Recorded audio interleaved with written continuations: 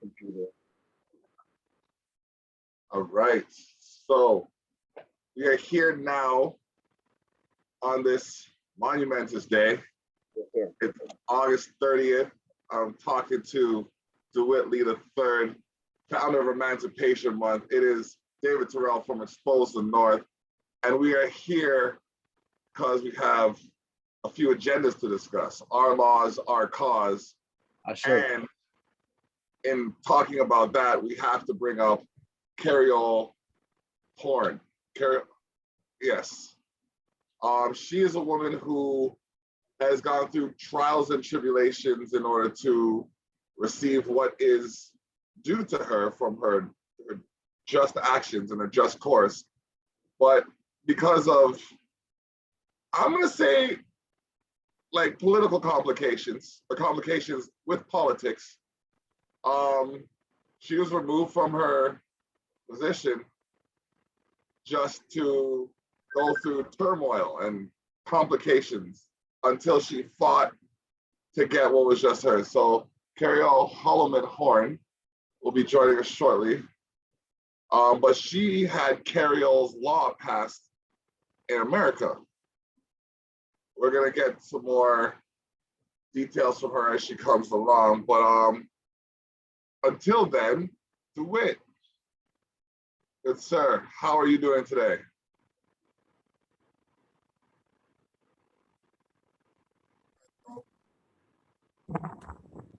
Can you hear me okay? Yeah, I can hear you.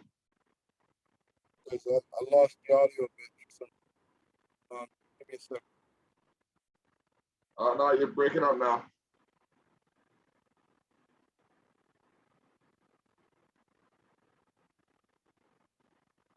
All right. So are you able to hear me, brother? Yes, I can hear you. I can hear you clear. Good, perfect, wonderful. Well, I want to just say that that was a very telling introduction. We are in a very unique time. Yes. There are strategies in this moment that we need to execute. You know, like I watched the fight the other day, right? And as the fight was going on, there were different strategies being used, right? Whether it was, boxing, they went down to the grappling, to the wrestling, and then there was a moment in the fight where one fighter stunned the other, right? Stunned the other, and the other competitor start wobbling, and your strategy is supposed to change. Yes.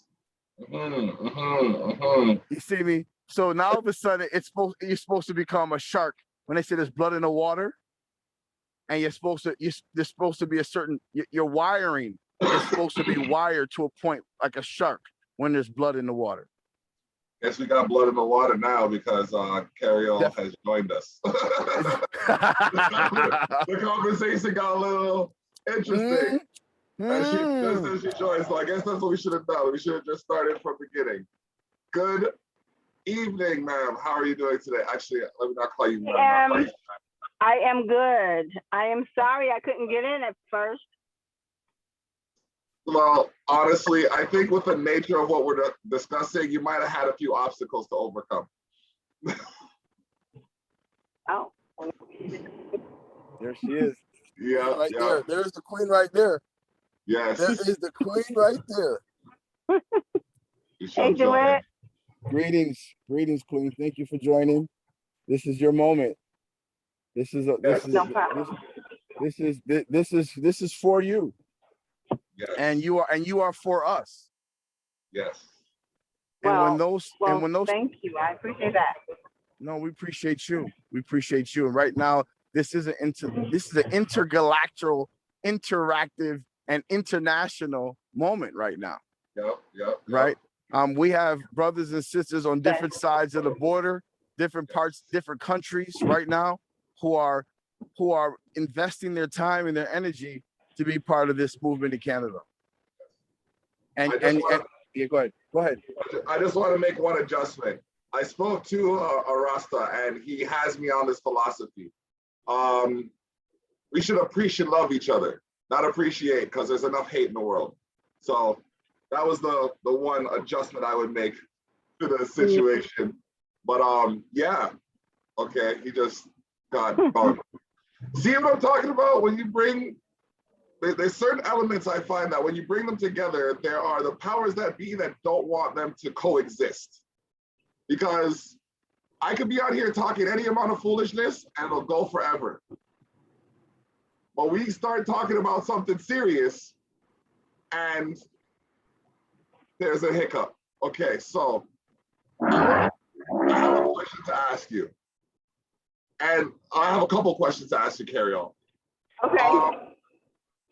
One, like, how did you frame your psychology when you knew you were going to have to do something that would possibly result in consequences against your person? I didn't think about consequences. Only thing I thought about was to stop a man from being choked possibly to death. So consequences was not a thought at first. Okay. I didn't even think that I would get in trouble for doing what I was supposed to do. And then when it did happen, was I surprised? By that time, was I surprised about being fired pretty much?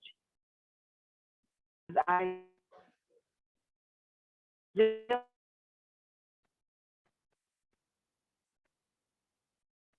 Okay. see your baby falling something. You're gonna react and try to stop the fall. You're not gonna think about it. That's how it was. Wow. I mean, I commend, I applaud, and I appreciate love the energy that you put into that response, because a lot of the times, I mean, I have definitely not at the same level, because I'm just a civilian in society, but I have these day-to-day encounters where I am concerned about the consequence of my actions because of how it might appear to somebody else. So to see that you just were so selfless and all this happened, it's disturbing, because it's negative reinforcement. It's like you do the good thing and a bad thing happens to you because you did the right thing. That shouldn't be the case. So instead of me being vague and elaborate, would you like to give a brief history of what led to the instigation of Cariols Law? Okay, so on November 1st of 2006, that is when, I stopped the choking of a handcuffed Black man. After that, there was a hearing where they formulated their opinion, or the hearing officer formulated his opinion, and said that basically I was a bad officer and I put off danger was the case, but that is the scenario that they gave. So because I was such a dangerous officer, they said that, or because they say I was such a dangerous officer, that basically I was not fit for duty and I was fired. So,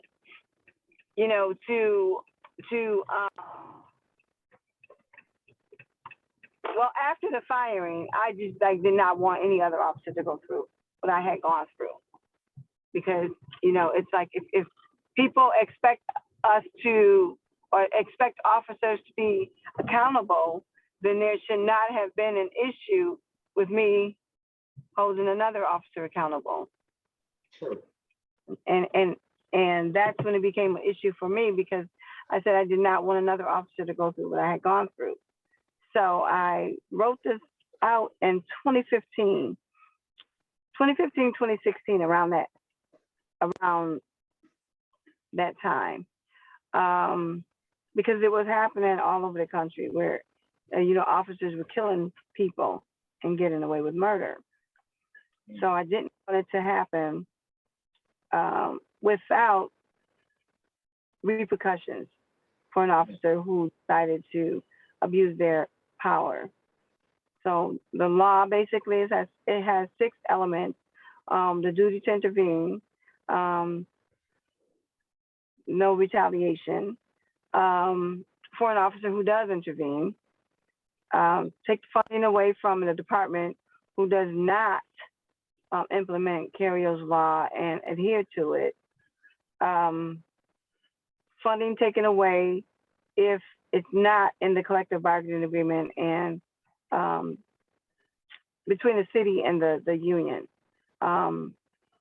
Also, there were two other elements.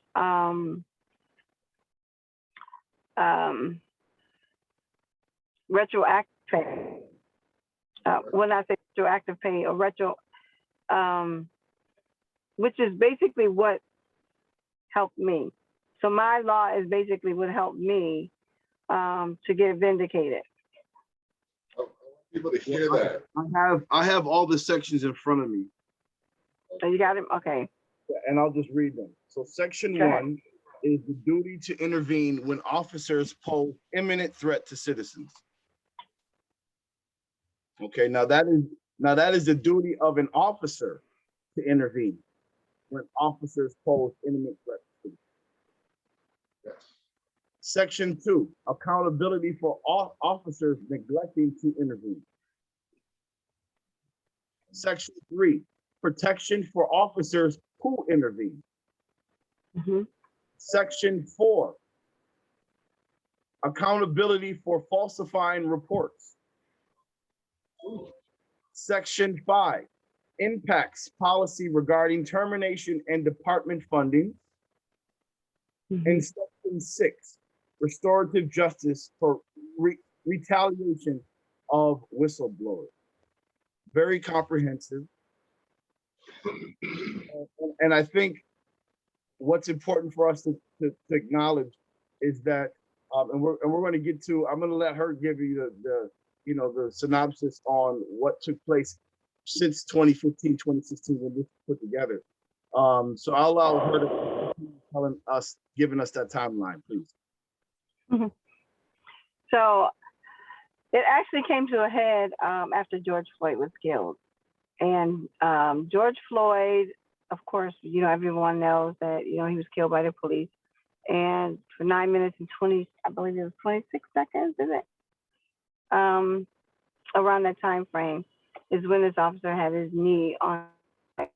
And that caused so much outrage. And people were saying, well, wait a minute, there's an officer in Buffalo who did just that, which is to intervene, and was fired for it. So that is how it came about that there became so much attention on my story. And that is when I basically introduced the law. Because after I saw the killing of George Floyd, I was like so upset because I felt that had someone listened, when I kept saying over and over, like, we need to pass this law, we need to pass this law. Had someone listened, then George Floyd would still be here today. So there was a team that was put together, and we pushed the issue to have Cariols Law made into a law. So now it's a city law here in Buffalo that was passed in October. Well, the council passed it in September of 2020. And in October, the mayor signed it. So it's coming up on a 1-year anniversary of the passing of Cariols Law in the city. But what I want to do is get it passed, not just, I wanted it to be a national law, but also international law. So I think that we can hold a police accountable without saying we hate cops. I'm anti-police brutality. I'm not anti-cop. Although I think that the system can be revamped because the reason that we even have cops in the first place started off from a very bad place. As far as slave catching and basically using something to keep blacks enslaved or in slavery. So it started off for the wrong reasons in the first place. and now it has to be revamped.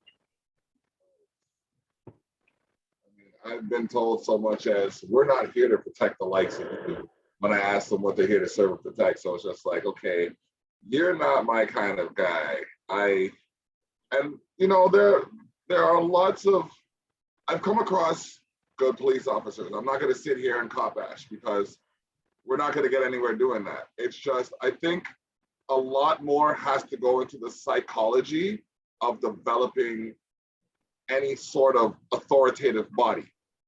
Like, they have to be competent, compassionate, and considerate of the conscious mind. You know what I mean? They have to realize, hey, there's, like, I might not agree with this person, but they are a person who's entitled to their opinion.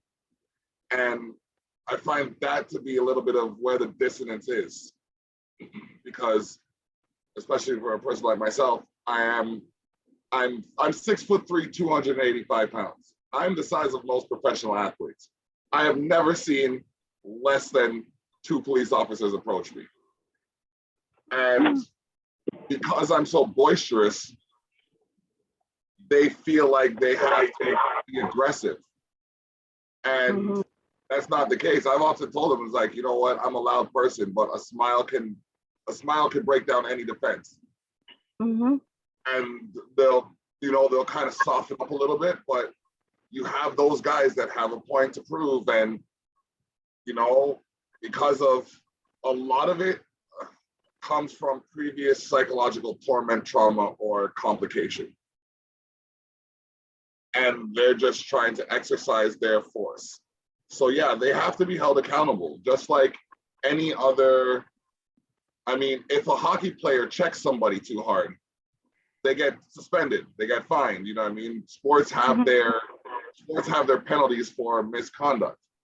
So, and on top of that, brother, if I could just add, you know, in the military, right, where we have our brave soldiers fighting in hostile territory, right? Yes. Where people are walking around, it could be a suicide bomber, right? Yep. The threat is imminent, right? Yes. And danger is everywhere. Yet they are not allowed to use any excessive force. They are not allowed to, you know, be trigger happy, right? They are held to the highest discipline when it comes to regarding life. And that's basically in foreign land, enemy territory, against imminent threats. And if they kill a civilian because they thought that person was a threat in their own mind, I mean, that could A, wage a war, and B, I mean, get that soldier whose life is on the line, you know, in a completely different degree than a police officer. Right? You know, and you're talking about police officers policing citizens who are proven innocent till guilty. Right? That's how it's supposed to be. More like proven guilty. They're guilty till they're proven innocent. Well, actually, you know what? That is how it is. Regardless of what they say, people are guilty until they're proven innocent. It's just how it is. You're right. Yeah, you are. And so how did you go into making this law knowing that's how, I want to say, society perceives criminals, or society perceives itself? You know what I mean? The innocent, or the guilty until proven innocent. So how did you know your voice was a quiet one, so to speak, by the nature of the amount of people speaking to your cause, but still speak loud enough to be heard?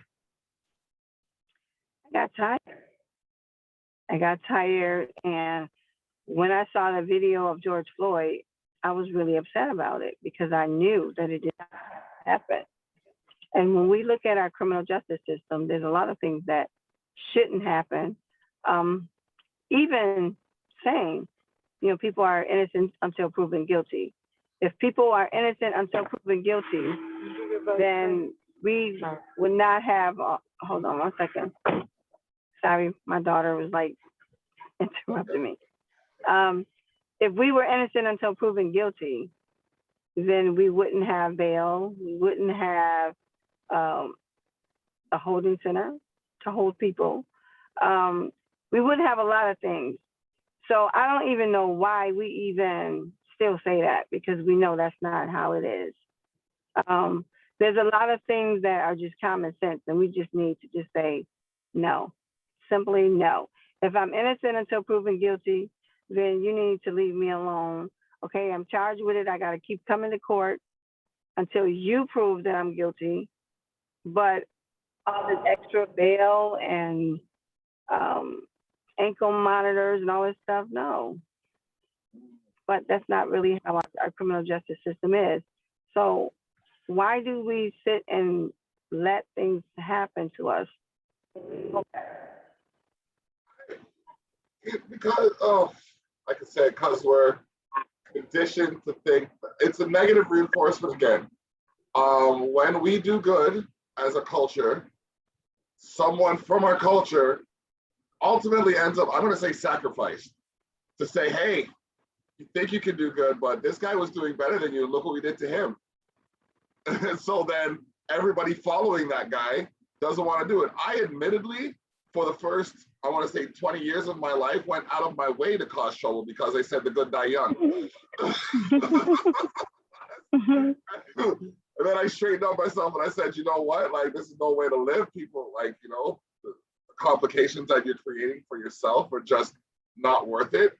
Straighten yourself out. And then I straightened myself out. And then it's like either karma fell on me or something. So I got to a point, though, similar to you, where I saw injustice, we'll say, and I had to speak to it. But I don't know. Even when I had to submit a report to the independent review board for the police up here, and just like I expected, they said, "Oh, they didn't find anything wrong with their conduct," and it's just like, what is the point of these external bodies existing if they're not going to effectively conduct an investigation that will hold anybody accountable for their lack of diligence or their excessive negligence or what have you? Was the external body cops, or was it an external body for real? Like it was the OIPRD, I believe it's called, Office of the Independent Police Review Board. And who was on it? Who was on that report? The reason they used to be or have association or affiliation with police. But that's just usually how it goes.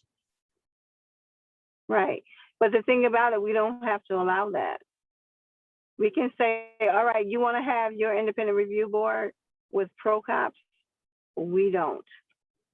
And push to not have it that way. We keep letting things happen. It's like if we know better, we need to do better.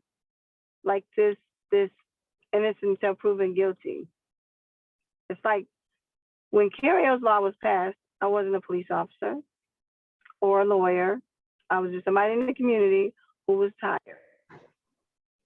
And I got people that felt the same way that I felt, who pushed just as hard as I pushed. And it's just like I was the face of it because I lived it.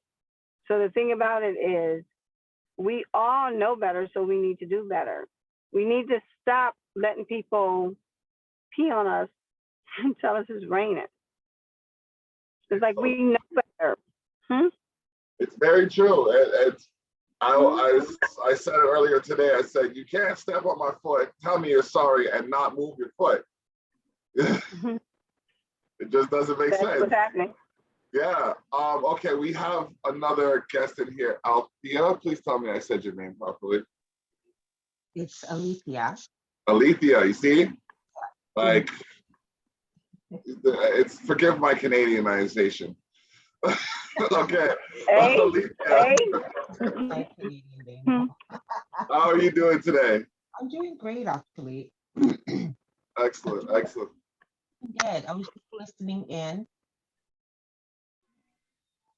Oh, you're muted. There you I go. was just listening to what you were saying. So actually, it's been great because Cariol, I was following your story for time. So when I noticed the ad that you were going to be speaking about how you got the law in, I said, let me just jump on and hear um, how you did it. And I just want to say congratulations. Um, I missed the beginning, but are you back on the force now, or have you decided to? No, the decision was overturned, but I have not been made whole yet. But the decision to fire me has been overturned. So basically, I'm in limbo right now. So I get a lot of congratulations, and I just have to smile and say thank you. And I'm thinking like, now where am I getting my next dollar from? You know, so, but the thing about it is that it still was worth it. You know, even though I haven't been made whole right now, it's still worth it. And there's a lot more work that needs to be done, especially with our youth, because they use the prison system to basically take their youth from them. They come out older men, and they've been in a correctional facility for years and years and years, and nothing is corrected. Right. I over here too. Um, we do want them to leave with some skills. So there are groups that do go in and they try their best to mentor, but the reality is that you want something to be sustainable. And we do have a couple of organizations that support them when they are released from custody. But again, I hear you. Like for the long term, you would just want them not to be there in the first place. So yeah, I mean, we're doing the same thing. We're just really working on prevention.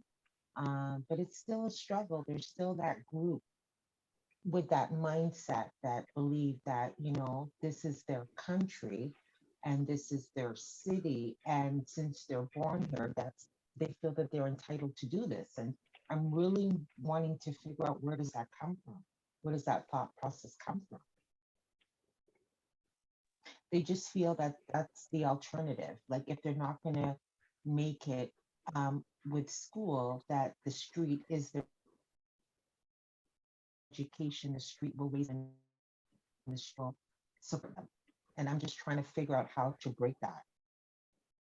Okay, so you kind of broke off, so I didn't quite hear your whole question. I was just trying to figure out how do you to change that narrative so they see that there's other options. Like I just find for some of the youth that are born here, they really believe in that, no, I have no value, so therefore no one will value me.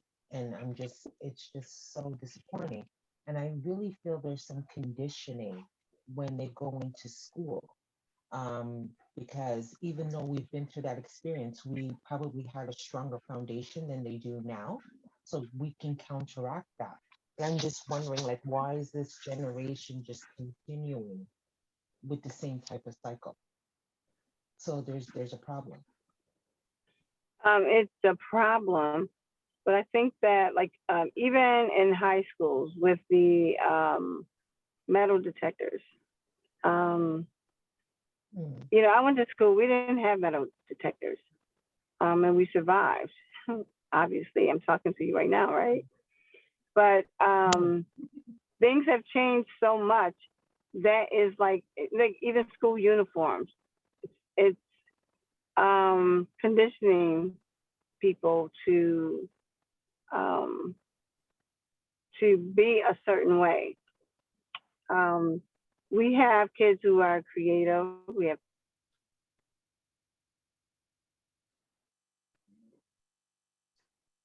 kids with ADHD now. Um, can you hear me? Are you Yeah. able to hear me? Yes. So we have my kids went to a Montessori school. When they were younger, they were able to get up and visit other classrooms because all kids don't learn the same. Me, Exactly. if I sit down too long, I'm ready to get up. So if I'm in a classroom, they would consider that to be disruptive. For Exactly. me, Yeah. it's because get up and walk around. I can't sit in one spot for too long. So we need people who understand that people learn differently. Everyone is not made to just sit down in a classroom for hours at a time. Sorry. Exactly. And just like after school and the learning, and people learn differently. So I could go to college where somebody else needs to go to a trade program. But if somebody gets in trouble, it should be an option. Listen, do you want to succeed or do you want to fail? Because you can go right now into this type of program that's already set up, or you can go to jail. I don't think too many people are going to pick jail, but some of them might. And if they choose jail, then they need to see a psychiatrist because maybe they have mental issues or something like that. We have to have people in our society to deal with all of our issues, because we have issues, because we have a lot of trauma. It's Generation. true. It's true, very true. And I think one of those problems, and correct me if I'm wrong, DeWitt, is the way we as men discuss our emotions isn't as openly received as it could be, which would be, I think, something that would help us cultivate a better line of communication. Yeah. Oh, he's muted. You're muted. Oh. I think you have a very good point there.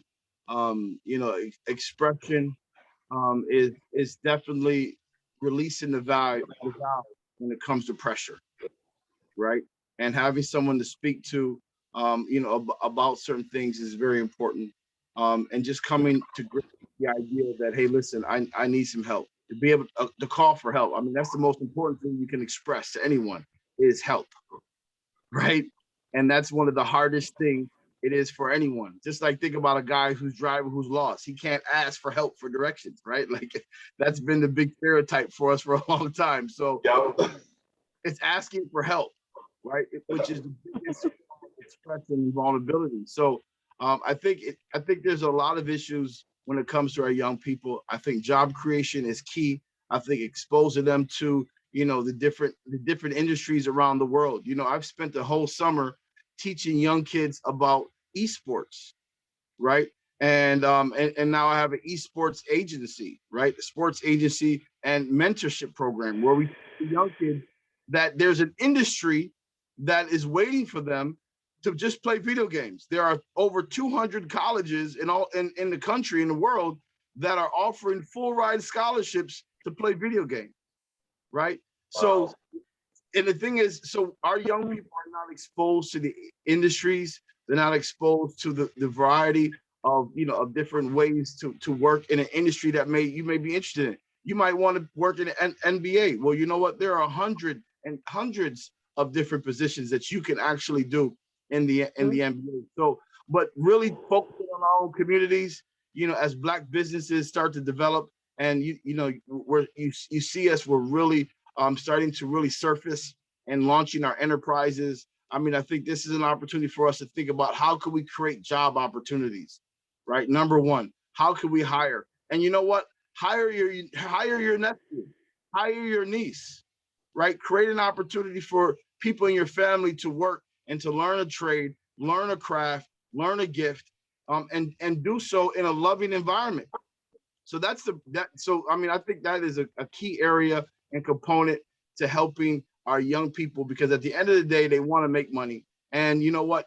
They have gifts. And if you can activate those gifts and you can help direct them to use their gifts so that they can find value in this world, then you know what? You are saving a life. And you're truly impacting a life, and impacting a generation of lives. So, I mean, there's a lot at stake here, but I want to just take this moment to just get us back on track here, because we're here for a very specific reason. And I am so honored and grateful to have the Queen, Cariol, on the line with us, that even, that people can just ask her a question. I mean, this is the same woman that was asked questions. Was it Don Lemon? Who interviewed you on CNN, Cariol? Don Lemon. Okay.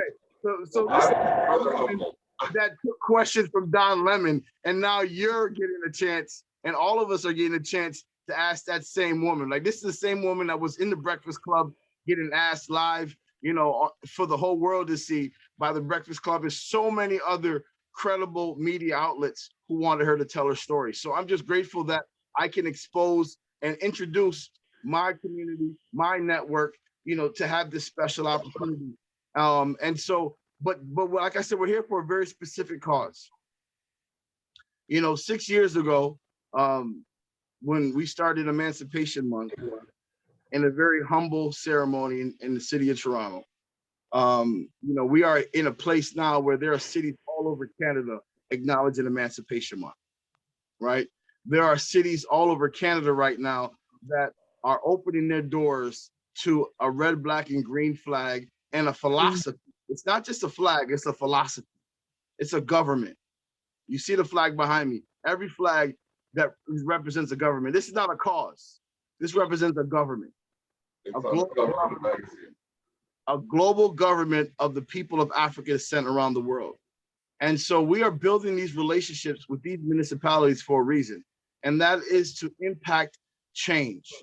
Emancipation Month, you know, when we talk about freedom, we are thinking about our brothers and sisters in jail, right?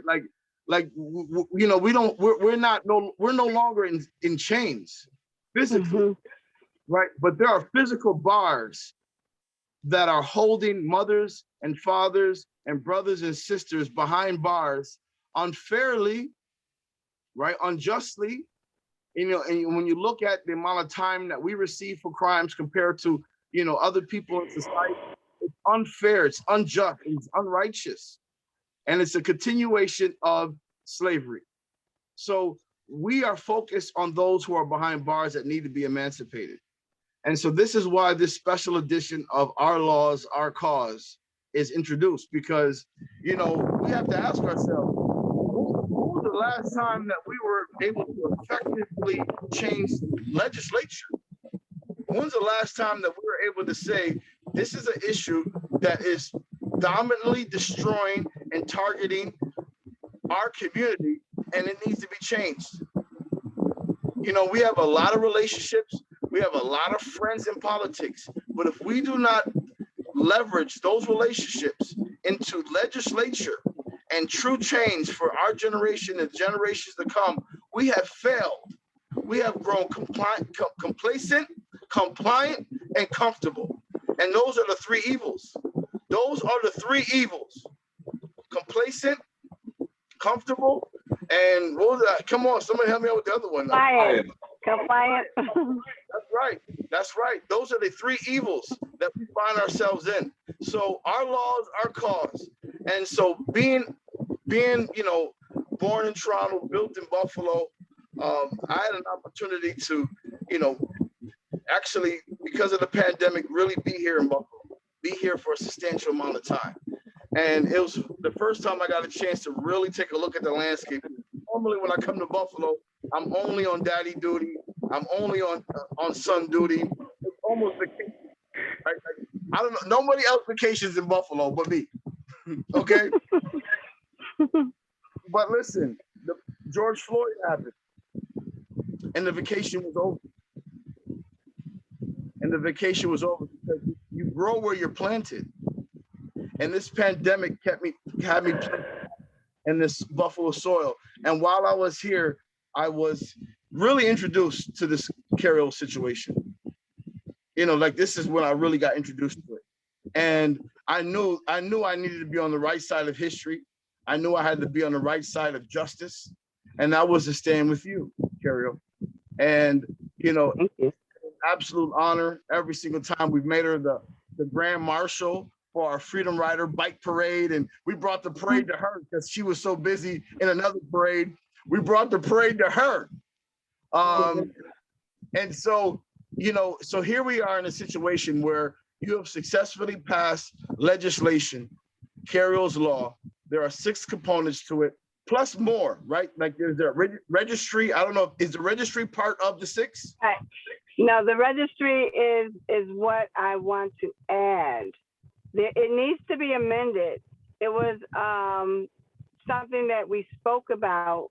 Well, not you and I, but when we were writing it, I was saying there needs to be a registry because someone who leaves, let's say Buffalo, and let's say they go to Canada for whatever reason, they're a dual citizen or something, then they cannot leave Buffalo as a bad officer and go to Canada and become an officer if it's an international law.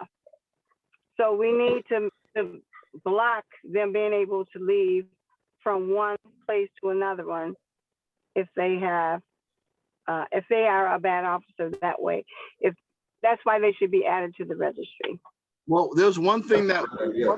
we introduced some time ago, and through our advocacy work in Canada, and that was to help as a third party help put forward complaints against police officers, because in Canada a third party can actually place that claim if people are concerned about retaliation on themselves personally.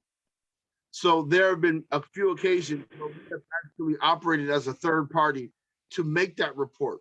And as we make that report, we also collect that data and preserve that data. So we are effectively creating a registry, but we can only do it if the people reached out to us, right? Because a lot of times people don't know their rights. They don't know how to go about doing something like that, right? I mean, we are a burdened people, right? We are burdened people and distracted by life and overwhelmed most of the time, right?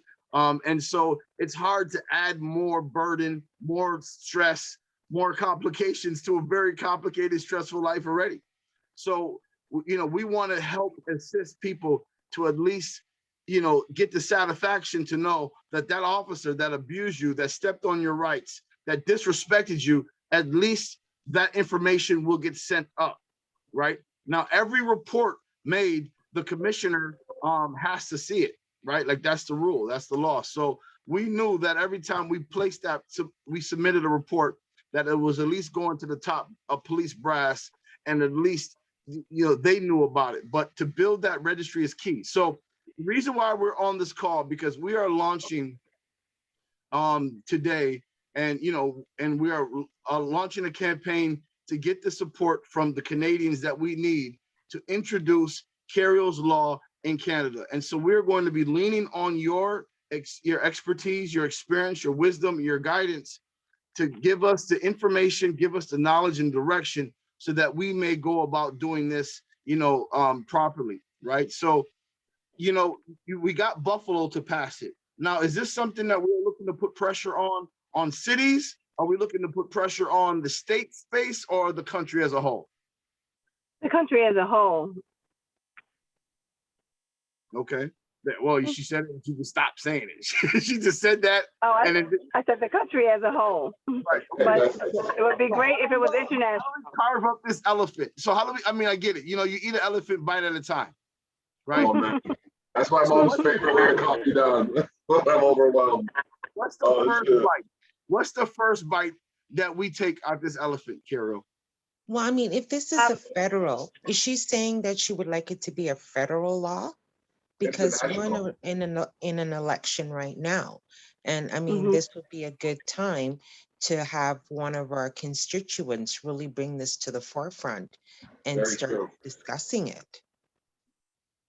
Yeah, so I would like for it to be a federal law as well as an international law.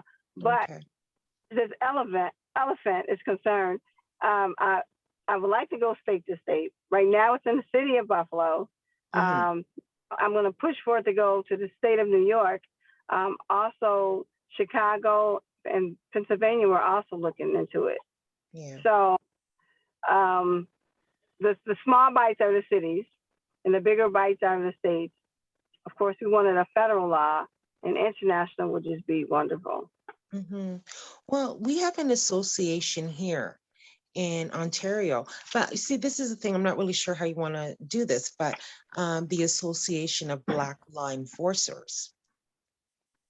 And they're very well established and well connected across Ontario when it comes to policing. because they are police officers and they also have their administration. It goes to detention, jails. Everyone connects with the association, and they are quite established.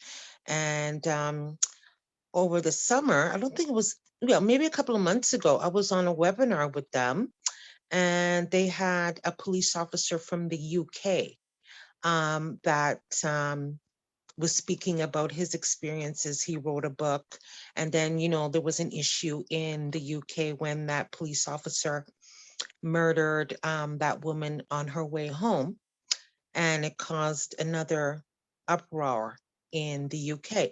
So, yeah, I could definitely, start connecting with them and just asking Thank them, you. hey, they heard about it, because they're way established, and they were Okay. discussing with top senior police officials, just to get some things changed around policies, when it comes to DEI, like diversity and inclusion, but also dealing with these issues here when it comes to police brutality, and not looking at it from being anti-police, but actually putting in proper legislation so that, yes, police officers can get dealt with at the highest level and have some Right.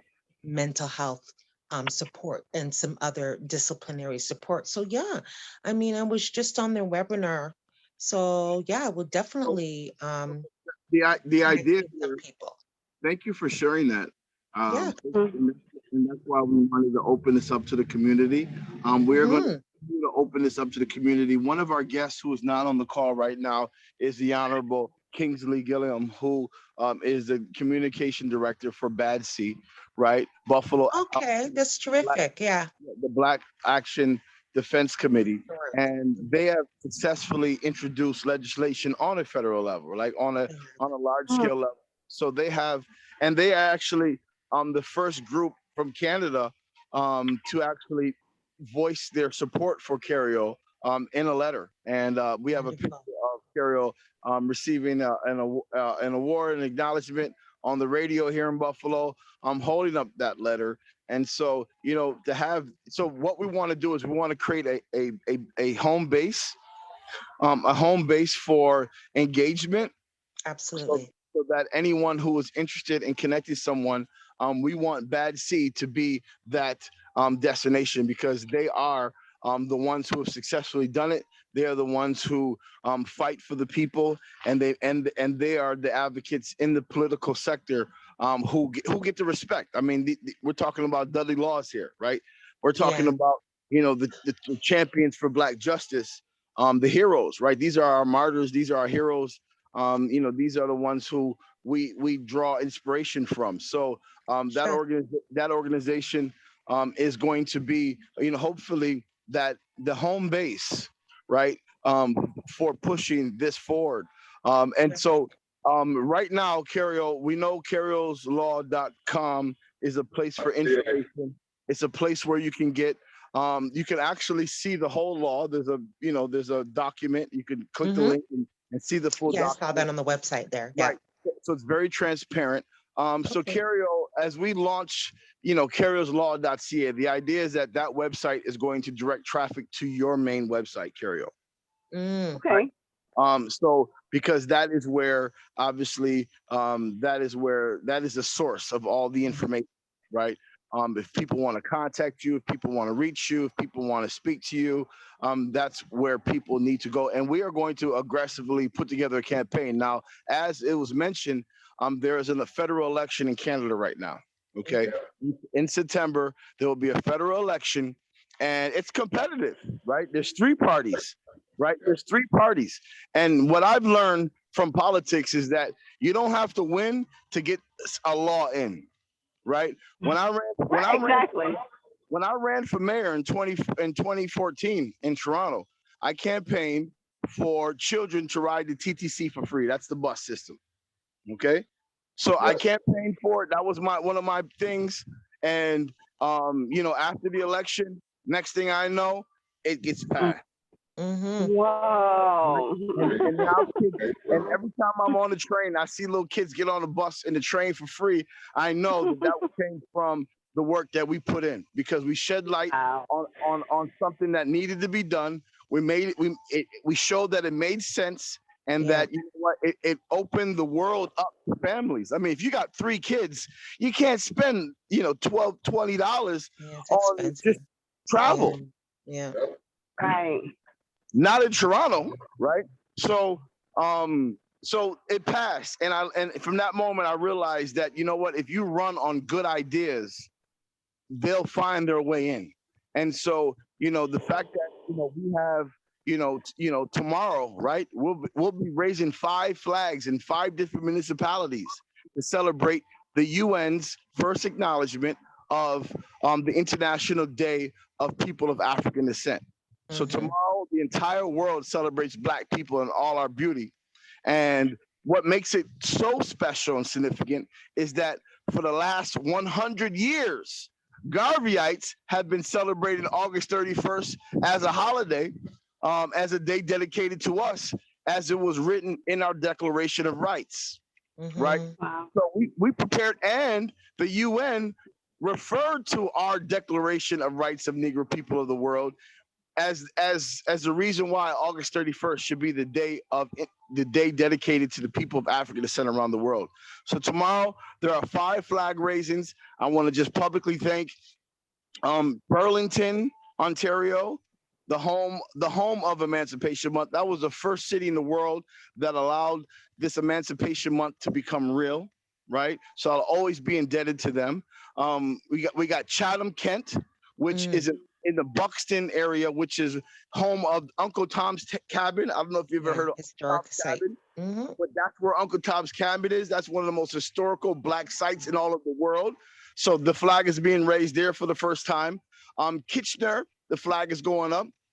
Toronto City Hall. Tomorrow Queen's Park. Tomorrow Queen's Park at 2 p.m. the flag is going up, and then we head to Brampton, and at 4 p.m. the flag goes up in Brampton. Emancipation Park, man. Then we go to Emancipation Park. Yeah. Now, this is an exciting thing because we've been fighting for 3 years to get our own park.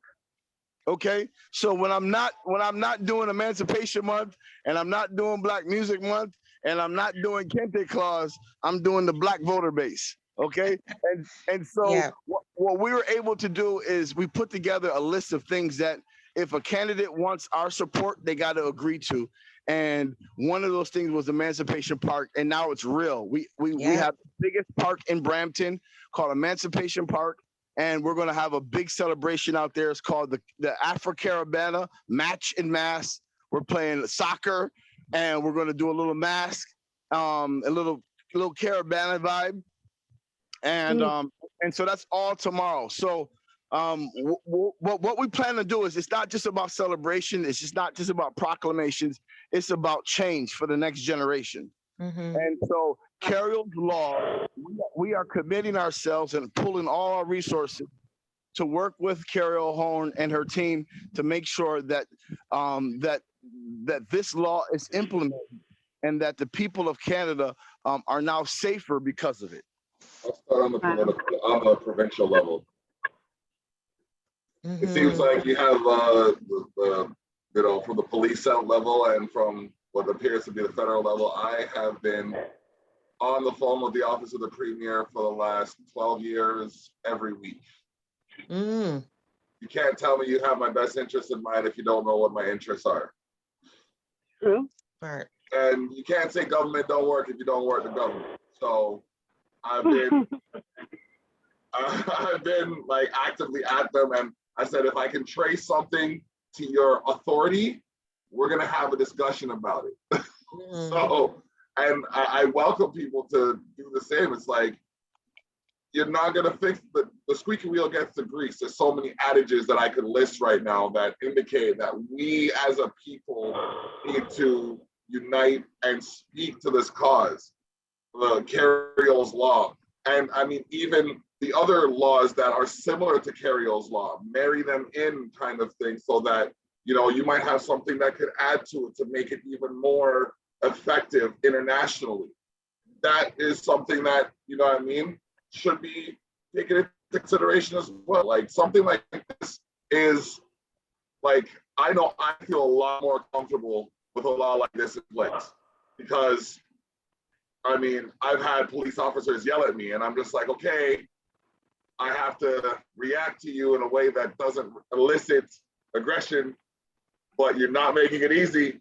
You know what I mean? So knowing that someone would be able to stop them from getting too aggressive with me, I mean, I'm sure my wife would like that too, and my daughter. So like, just the idea of such a thing being put in place is a change in the right direction. Now, I'm gonna see what I can do with the limited capacity I have to speak to the people in a position of governance so that they're more aware of this. And if they're not aware, like I'm gonna ask them straight up, do you know what Cariols Law is? And if they say no, then we're gonna have a long, drawn out conversation about why they need to pay more attention to what's happening in society.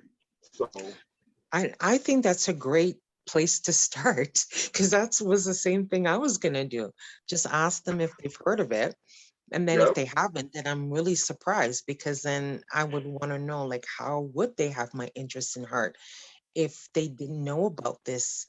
Because it was all over the news, you know, it was televised everywhere. So yeah, one would have to question them and just ask them, like, you know, I thought you were in touch with the community. I thought you knew what was going on. And are you only in touch with your area, your close, you know, allies? What about the rest of us? So yes, that's a great place to start. And I heard you were in Ontario. Yeah. I'm in Welland myself. I find Oh, okay. I was going yeah, to ask you the accent. You know?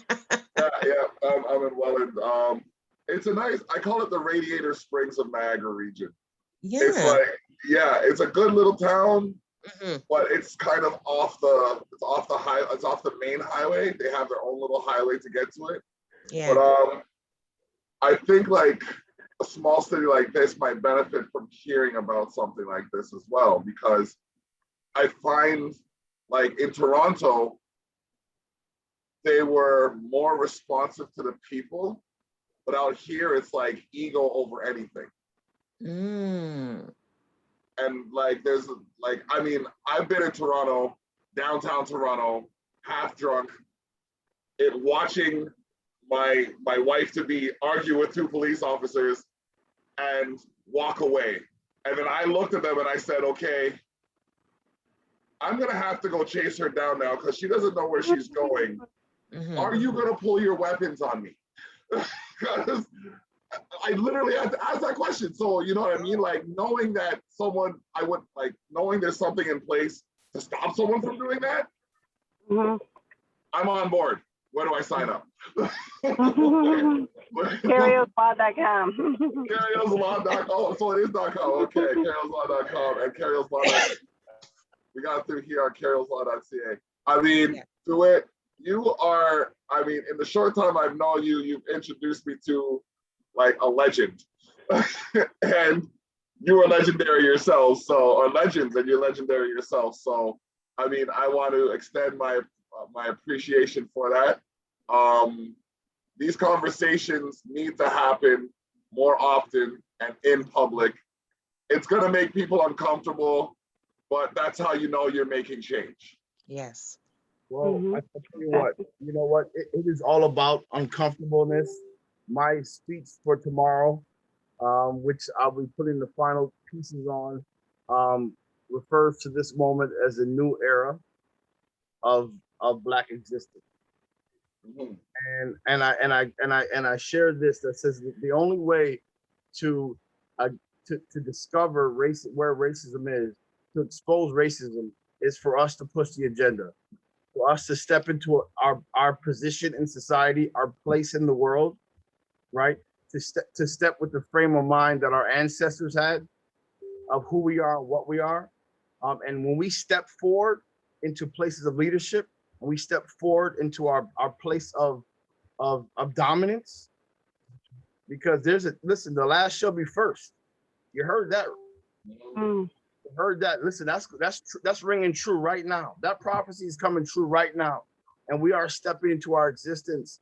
And every soul is important. Every soul has a gift. Every soul has a vision, and every soul is a vessel that God will use in a powerful, dynamic way. And we have to preserve every single one of them. So we are stepping forward in a new dawn of a new day, and they've never met a Black person like us. They've never had to encounter a moment of time where the scales of justice are leaning towards us. All right. And so it is time. And like I said before, everyone joined the call, brother, I was talking about the strategy that we need to use in this fight. And I was saying, when you watch two fighters fight, you know, there's different strategies at different times in the fight. But when you see that your opponent staggering, and you see that opponent leaning back a little bit, it's time to go for the knockout. Gotta go in. It's time to go for the knockout. And so it is time for us to get ready to adjust our strategy, right? We are going to take our community, we're going to take this generation into a place that they've never been before, in a space of advocacy, in a space of cooperation and unity that they've never experienced before, in a place of love that they've never seen before. And we are going to elevate our people to a place that our ancestors dreamed that we would be. All right. And so while we're here, we are going to impact legislator, our laws, our cause, and it begins with Cariols Law. And so this conversation will continue, but this is the official launch for the Canadian campaign to make this an international law. And for those who are on this call right now, you are a part of history, and I welcome you and I thank you for making this important enough to be part of your evening today, on the eve of the International Day of People of African Descent. And I will say this, it is the 101st anniversary of this day, because 100 years ago, over 20,000 delegates and members of the UNIA ACL in New York, in Madison Square Garden, they voted for August 31st to be a holiday for people of African descent all over the world. So it's taken 100 years. It's taken 100 years for the world to respect that declaration. And now tomorrow marks the 101st anniversary of our holiday, and we are going to make the most of it. So the journey continues, the fight continues, the struggle continues, but we're going to continue doing it with grace. We're going to continue doing it with love, with dignity, with determination, like we have done for centuries. Yes, yes. Cariol, is there any advice you would give to any, I want to say, avenger of your nature, like anyone who's seen an injustice and wants to, like, right or wrong, so to speak? What would you say to them? I would say that if there is something that you don't like, then create positive change. You don't have to be a politician. You don't have to think that you need a certain status. You can just be a regular person who wants change, and you create it, and then you get people to get behind it. Right, right. Alethea, before we go, because it sounds like we're wrapping up, what words do you have for anybody listening? So I didn't catch the last part. I was saying, what words do you have for anybody listening? Oh my gosh, I just want to say that this is a really good discussion on righting things that were wrong and really restoring justice to people that like to stand up and advocate for people that are vulnerable or people that have been put in a position where they really have to question what they're seeing and what they're standing up for. And when you are placed in a position where you have to stand up for yourself, please do. and get the support that you need. It's true. Very true. Like that. Duet. The means by which this conversation has occurred, the cultivating force behind this. Tomorrow you have a big day ahead of you. Well, every day's been a big day this month. I saw your calendar. it's your calendar inspired the cover of the Culture Shock magazine. We do have the RBG flag on the cover. So, and I have your article is in there. So if you check out sharetheshock.ca/issue-12, you can see the year in review for Culture Shock, as well as articles by DeWitt and a few others as well. So, yeah, let's keep it. I would say this much. First of all, I want to acknowledge the co-founder of Emancipation Month, which is my God and my Savior, Jesus Christ. The same God of Solomon, the same God of King David, the same God of Moses. These are all people who, listen, Moses made black babies, man. Moses' wife is Zipporah's black baby. Listen, I want to acknowledge the co-founder, of course, who's inspiring me and directs my steps. Anytime I move, it's because God put me there. Let me tell you where God put me. God put me right in the hood, in the middle of the hood, so that Cariol could pass by me. Let me tell you something, and this is why I got to tell you, God is my co-founder, man. Anything you do in life, make God your co-founder, because he will order your steps and he will do things that no human being can do. And look, and here I am in the middle of my Sunday, putting in a little bit of work, doing some side hustle stuff, and she pulls up on me, bro, in the middle of the hood. And she pulls up on me. She's like, she followed up with the conversation we had about bringing this into Canada. And that was the first thing that she said to me. And I said, pull over, let's talk. And I said, listen, my brother wants to do it. We talked about this. We were going to do the Zoom. We were going to do the joint. And I was like, but, I'm overwhelmed. I'm busy. Tomorrow's Tuesday's a very big day for me. But the fact that I met you right now, I'm going to do it.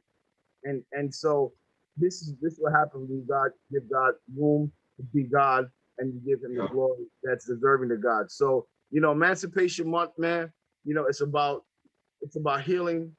It's about creating a sacred space and time to honor God. And I would just say this much in closing: that this is my last video recording in the world, in life. The Jewish community, they have Passover, and Passover, the whole point of Passover is acknowledge God and thank God for delivering them from slavery, from our descendants, from Egyptians, right? So, God made it really clear to me this year. He said, you know what? Where is the Black community's gratefulness when it comes to being emancipated, being delivered, right? Like, how do we show God our gratitude, right? What ceremonies, what symbolism, what things that we do to create, to pass on to the next generation, so that God will get the honor that we were able to come out with a heart full of love. Although we got 400 years of hate, it never changed our ability or impacted our ability to love and to still want diversity. Like, brother, even you talk about the events and things that you're going to be doing in your community. And there's a pursuit to develop, to establish a space for diversity. After all we've gone through, we still have a heart to love. Yep. And we know love conquers all. Love never fails. That's the greatest weapon against anything in the world. So we have been armed with love, and we have a true destination and a powerful destiny. So I want to thank everyone for making this special. I want to thank you, sir, for creating this special opportunity for us. As you continue to expose the North, man, we are going to take this platform and we're going to take this moment, we're going to take it all the way to the top and change the laws for our cause. So thank you to everyone for being here. All right, yes. Nice meeting both of you. Nice meeting, and I'll definitely do my part. Absolutely. All Hope we right. can Stay connect tuned. again. Stay tuned. One love. Cariol, thank you. Thank you. One Talk to love. you soon. Peace. Mhm.